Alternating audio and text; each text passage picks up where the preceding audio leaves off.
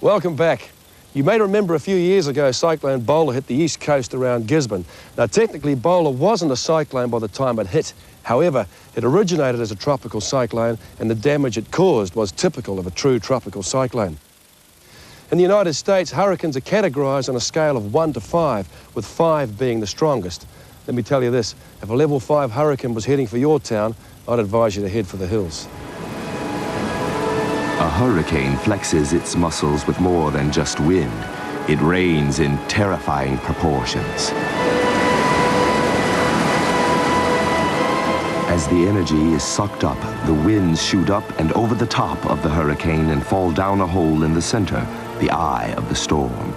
This is the strangest part of a hurricane. A column of air between 5 and 30 miles wide, so calm that you can see straight through it up to the sky above. Sometimes you'll find birds flying around inside it.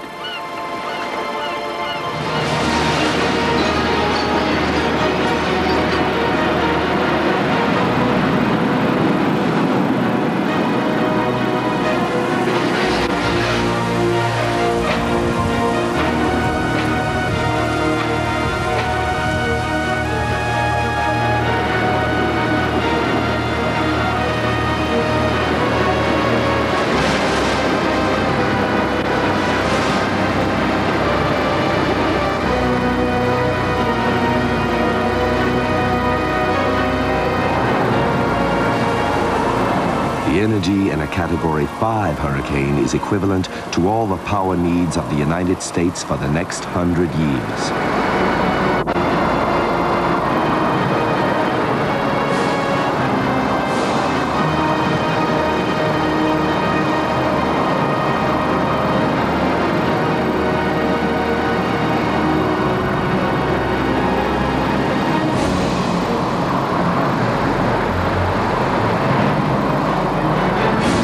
Just when you think you can't take any more, the winds suddenly stop. This is the eye passing over. Clear blue skies above are surrounded by a mass of angry clouds. But this is just a brief respite. The hurricane has only delivered half its fury. People often make the mistake of assuming the eye is the end of the storm. It's a tragic mistake.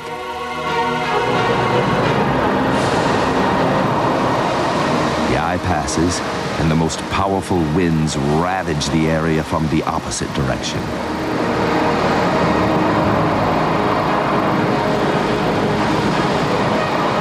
Sea defenses are broken as the hurricane smashes against land.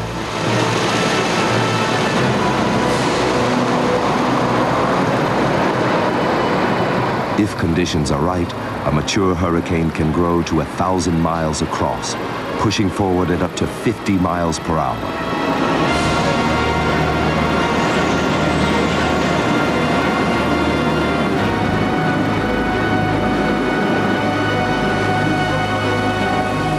Eventually, the hurricane reaches old age.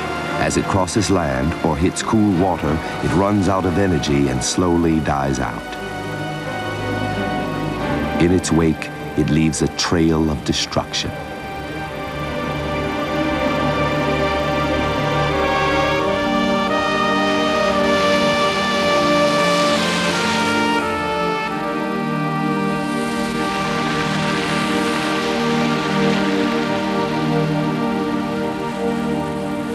But it's not all bad news.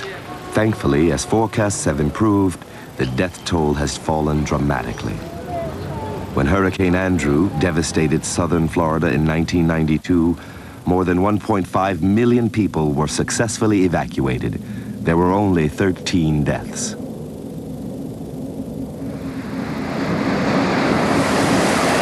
But the danger may be increasing. Over the last few years, there has been an increase in the number of powerful hurricanes.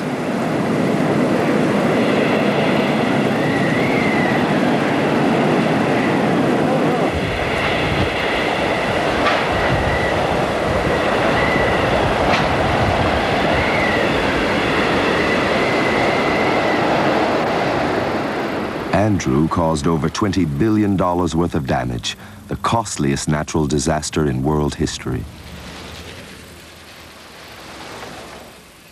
By the time rescue work began, it had been rated Category 5 on the international scale of storm intensity. Hurricane Gilbert in 1988, which devastated most of the Caribbean and the Yucatan Peninsula in Central America, also rated 5. It left 200 dead and 800,000 homeless. Statistically, Category 5 hurricanes are only expected once every 100 years. In the eyes of the insurance companies, 2 in just 4 years is a serious escalation. Scientists are worried. Is global warming heating up the oceans and in turn triggering violent hurricanes more frequently? Or is it just an unusual coincidence? In New Zealand, we would get a tropical cyclone about once every 8 years. They appear around Northland, Auckland, and on the east coast, just north of Gisborne. Several tropical cyclones do get close, but they die out because they pass over cooler water, hence losing their energy or change direction before reaching New Zealand. Next up, we'll take a look at lightning. Not the stuff we usually see on the horizon here, but electrical storms which light up the whole sky. And we'll meet a woman who got the shock of her life when she was struck by lightning. A walk on an August afternoon, blue sky over my head, just one distant thundercloud. I was with my dogs, and there was one peal of thunder, and I called my dogs to me because they're frightened of thunder. And I said, "Don't worry, you're all right as long as you're with me." And that's all I remember. I woke in a pool of blood. I didn't know what had happened to me. I thought I'd been shot in the back.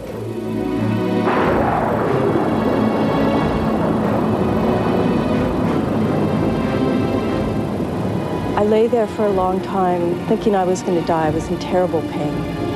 It was then that I realized I must have been hit by lightning. The storm came around and was just thundering all around me. And the only thing I could think of was that I'd swallowed fire. Lightning kills at least 1,000 people every year. Each bolt lasts a fraction of a second. It can be up to 30 miles long and it's less than an inch thick. It is hotter than the surface of the sun. You hear the shock wave 15 miles away as a clap of thunder.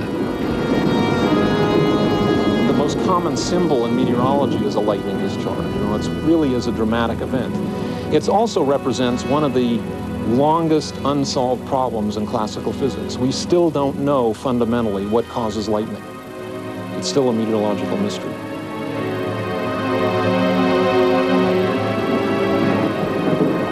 For 250 years, we have known that lightning is an electrical phenomenon. Despite centuries of research, scientists are still struggling to understand exactly how a lightning bolt begins, or why it takes one path through the air, not another. Only now are we beginning to realize the extent of lightning's effect across the entire planet.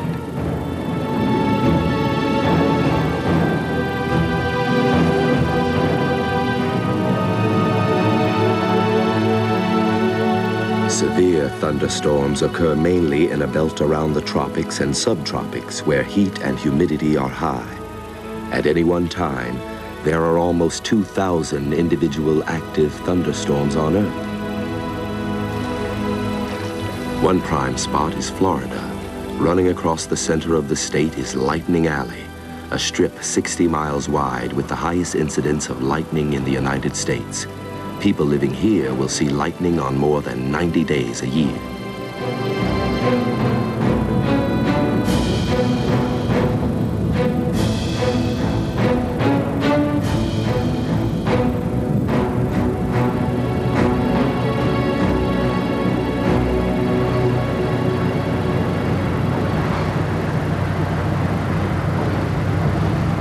My one hope hinges on that cloud up there, and it looks pretty good. It's 7:45. The sun goes down about 8 o'clock, so I can shoot about 8:15. That gives me a half hour, and that cloud right there just looks like it might do us some good. David Stillings lives in the middle of Lightning Alley. He calls himself the Lightning Stalker, and he hunts it with a camera. On July 1st of 1976, I captured my very first streak of lightning, and it's called eruption because it seemed like it was erupting right out of that center pucker, and there was blue sky and purple clouds. I was hooked from that point on. But one of the other good ones I got, Halloween night, 1985. The streak of lightning is actually coming up off of a transmitting tower, and I couldn't believe it. I chased storms 4 times on Halloween night, and at 17 minutes after 11 o'clock, thank you. And one of my other good ones, for 1992, the best storm for 1992, capturing a bolt of lightning with the sunset, that's one thing. But capturing a bolt of lightning actually coming out of the cloud and into the sunset and down to the earth, that's so rare. What a great storm.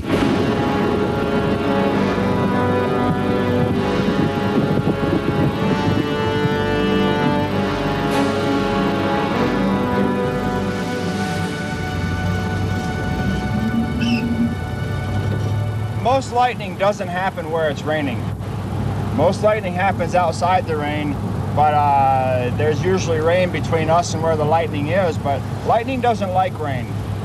That's just turned out to be the worst thing about trying to chase lightning is trying to get out of the rain.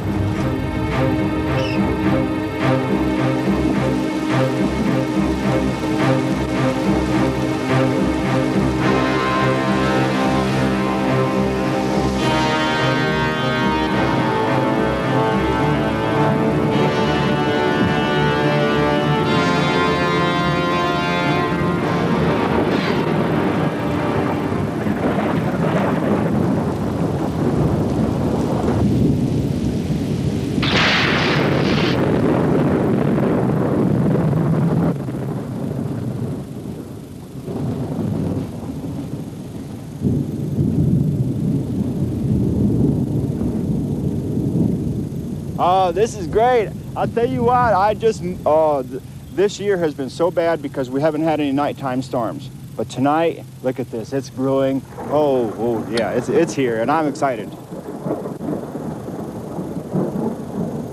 Generally speaking, electrical storms aren't as common in New Zealand as in some parts of the United States. But when we do get them, the storms are as violent as those the Americans experience.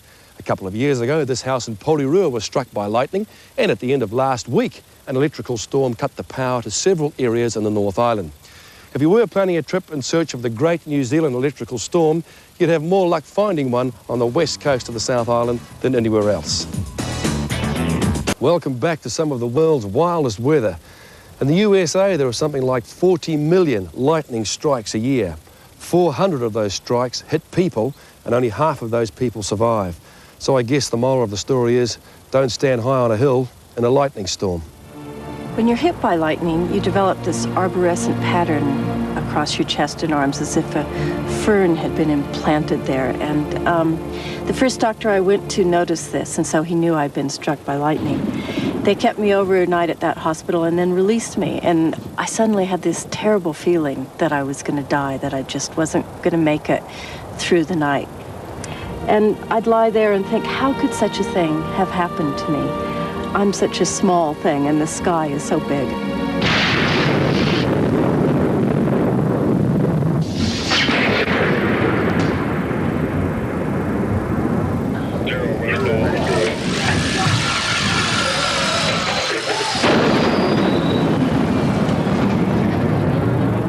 Lightning will strike anything that stands high above the ground. Trees are a favorite target. Lightning runs through the tree's sap, instantly vaporizing it. A strip of bark can explode like wooden shrapnel and travel outward at lethal speeds.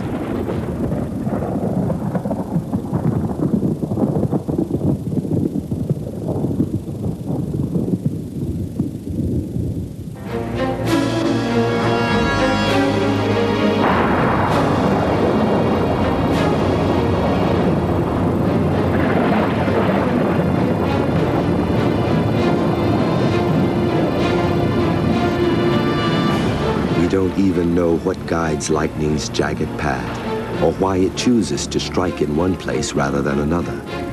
All we do know is that the path is first created by a trickle of electricity that rushes outward from a charged region high inside the cloud.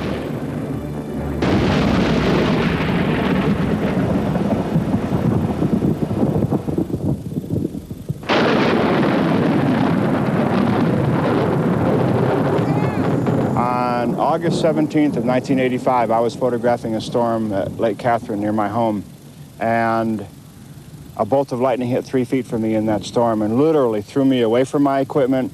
I landed on the ground about 15 feet away, and when I got back up and I ran over to get my equipment, I reached down to get my camera bag, and 3 feet the other side of my camera bag, there was a hole in the earth, and it was still smoking.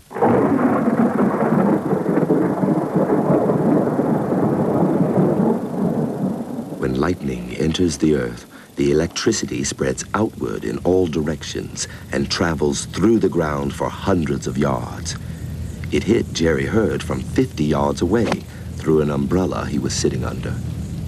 Lee Trevino and myself, in I think it was 1975, were playing the 13th hole at the Chicago Butler National in a tournament. Lee hit first, I hit second, then we were walking down the par 3, and a flash of lightning came over us. I remember Lee and I put our umbrellas over each other, so we were kind of sheltering the rain, the light rain at the time.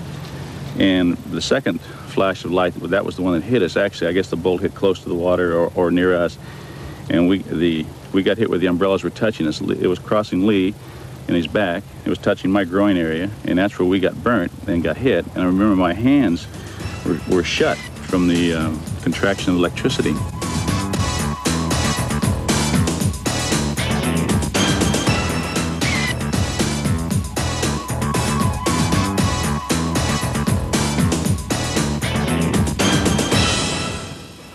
If there was such a thing as a Hollywood weather condition, it would have to be the tornado popularized by the blockbuster movie Twister. The scary thing about tornadoes is they can be whipped up very quickly, making it difficult to give much warning. Considering a big tornado can have wind speeds of up to 480 kilometers per hour, they could simply be described as funnels of destruction. In fact, they make this thing look like a Matchbox toy. Tornadoes are the most violent weather phenomena on Earth.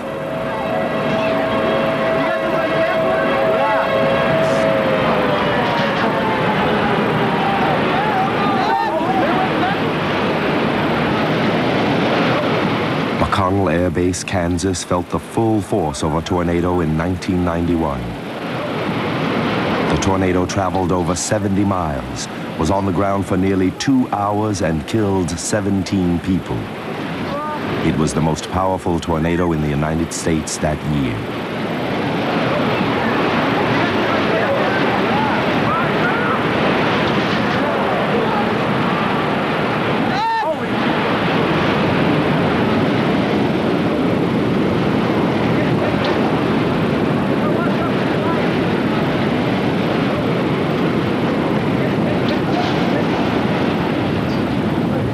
For 3 months every year, people across the Midwest of America live in fear of a tornado touchdown.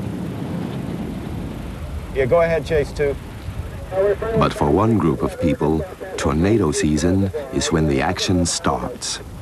Chase 3, you read me? Every spring, during the months of April, May, and June, teams of storm chasers take to the road. Their mission, to find and photograph a tornado. If the conditions are right, a tornado can form in an instant. When warm, humid air from the Gulf of Mexico meets cold, dry air channeled down from Canada by the Rockies, it's pushed high into the sky. The warm air cools as it rises, building huge thunderclouds.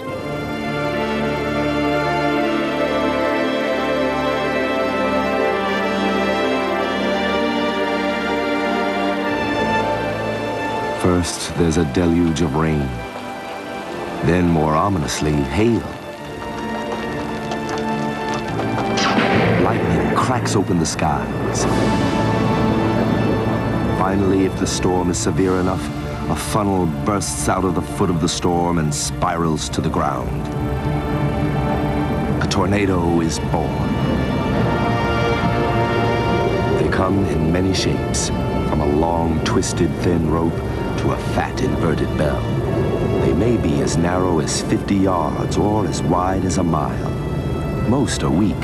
20% are strong and 1% are exceptionally powerful. It's that small proportion of violent tornadoes that cause the most death and destruction. Tornadoes can happen anywhere in the world, but the most dangerous region is North America. Over 1,000 a year strike here. More than 1/3 of American tornadoes strike in an area known as Tornado Alley, which covers the states of Texas, Oklahoma, and Kansas. It's not just scientists that chase tornadoes. Warren Fadley heads a small elite task force of storm chasers. He's a filmmaker who makes his living solely by filming severe weather. For the last 8 years, his International Severe Storm Intercept team has shot film on the front line of Tornado Alley.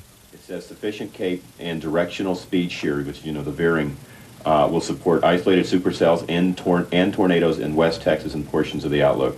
So what I think we should do is probably pack up everything and get ready to head out that way within the next hour or so.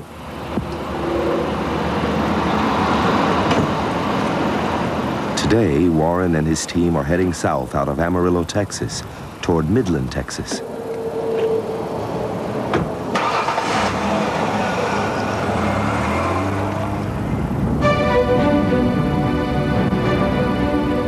Chasing tornadoes is a complex business because we don't really know why one severe thunderstorm spawns a tornado and not another. It's difficult to know which storm to chase.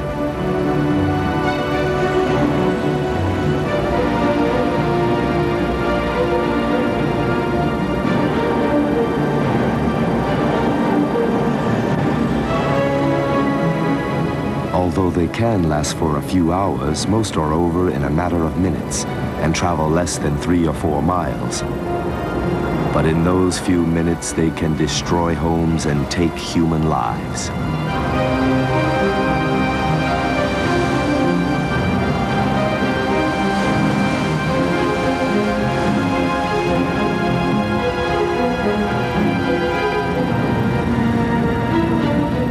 Tornadoes are capable of the most bizarre behavior. They can carry away whole houses or transport a jar of pickles 25 miles without breaking it. One plucked the feathers off a chicken, leaving the naked bird alive.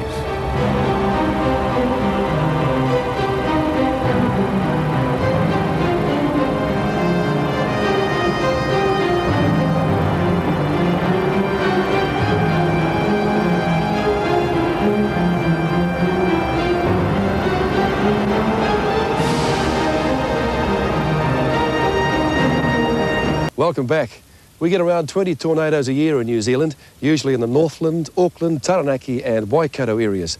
A few years ago, this tornado swept through Albany, just north of Auckland. Several people were injured, a church was flattened and a swathe was cut through a large clump of trees. Now, we don't experience the big twisters we see in the United States. Most here are small and over in a few minutes. Many appear as waterspouts just off the coast. Either way, they can be pretty savage things. The wind speeds within a tornado can exceed 300 miles per hour. At those speeds, the mayhem they cause is unbelievable. It's really hard to imagine the damage that a massive tornado does. You know, I've seen cars that look like they were put through a shredder. I've seen foundations where houses were just completely clean. I mean, nothing, not even a nail left in the concrete. It is really amazing what a tornado can do. I've seen cars with the sides of them pelted. Looks like someone took a machine gun and shot the sides of a car. I've seen large oak trees reduced to just a stump with little rocks and pieces of debris stuck in the trunk. At the Institute for Disaster Research in Lubbock, Texas, they use high-speed film to show the damage a tornado can cause.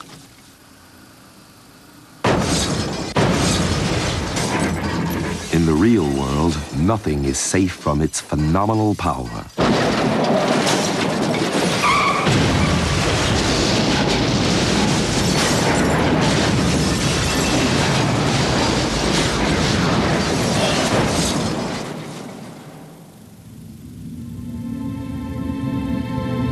In as little as 10 seconds, whole lives and communities are changed forever.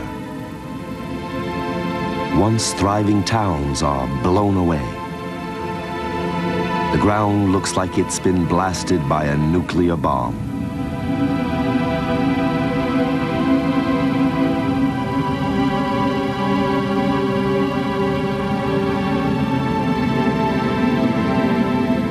survivors, it's an unforgettable experience. We ran to the paved area underneath the overpass and started running up toward the wedge, and by that time the wind was so strong that I just spread eagle on the concrete to create the lowest profile. All the cars that had pulled in and parked under the overpass had been blown and were stacked up on one another. And I started looking for my automobile, and I found it a quarter of a mile down the expressway in this condition. This was the bank. 7 of us employees went into the vault, and we knelt on the floor, and we could hear this roaring sound. And then all of a sudden, we just felt like we was going to explode, and our ears needed popping.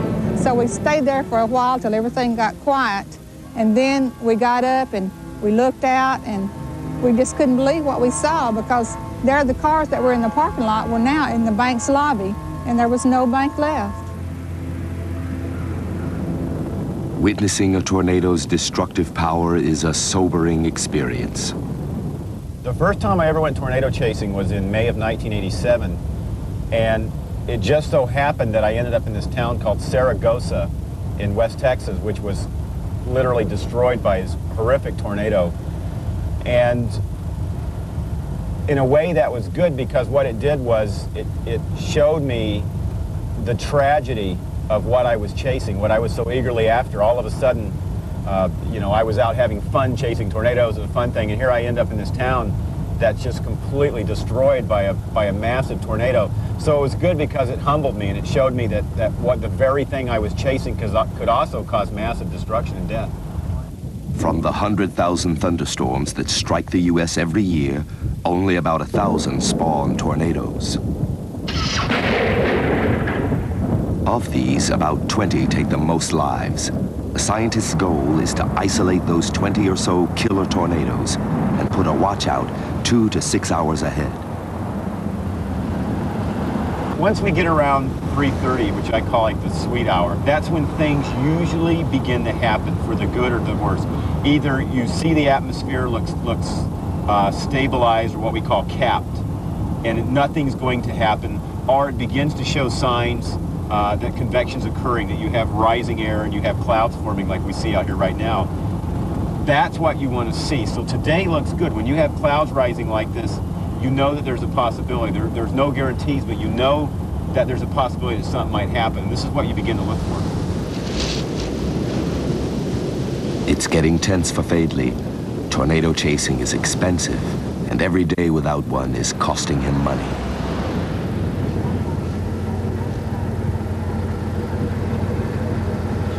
He picks his spot. Now, all he can do is wait and hope. It's too late to go anywhere else. There's a front, a very weak cold front, that may be retreating as a warm front.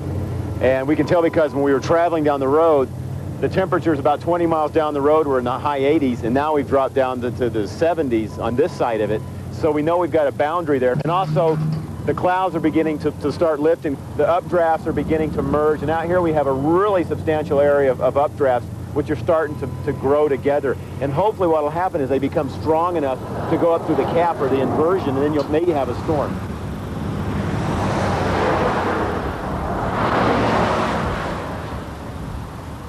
As the minutes tick by, it's looking like Fadley is out of luck.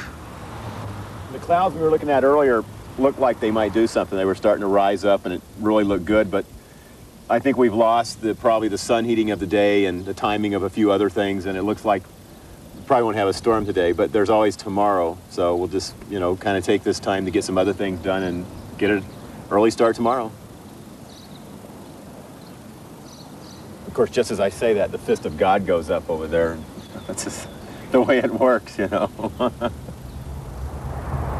This is what every chaser is after, to face the demon head on and capture it on film.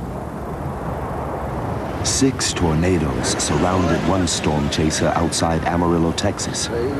It's an event that's never been filmed before.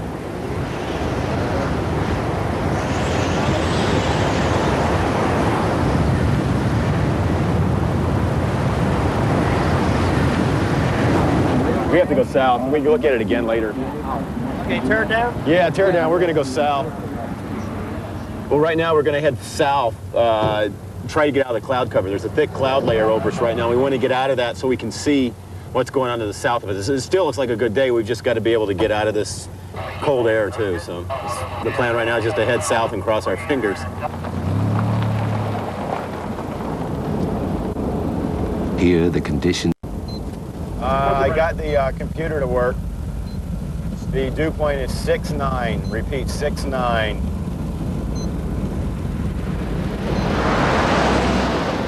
Suddenly, from out of nowhere, a tornado touches down and races towards the chasers. Yeah. Lots faster, Greg's catching us. You gotta go, buddy. You gotta really go. They try to outrun it, but the tornado is gaining on them. We want to jump out. Up ahead lies their only hope of safety. That's good, we gotta get in the ditch. They run for cover under a freeway overpass.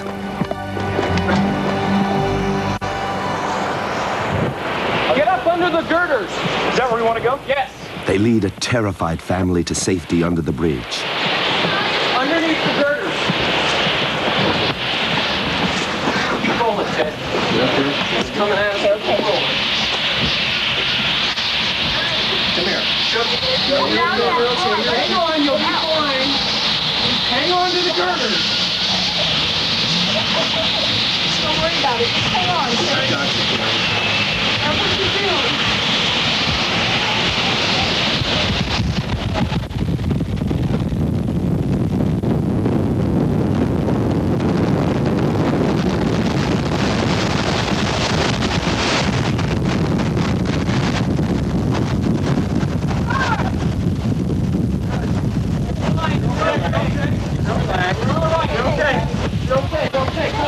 Hang on, Ted.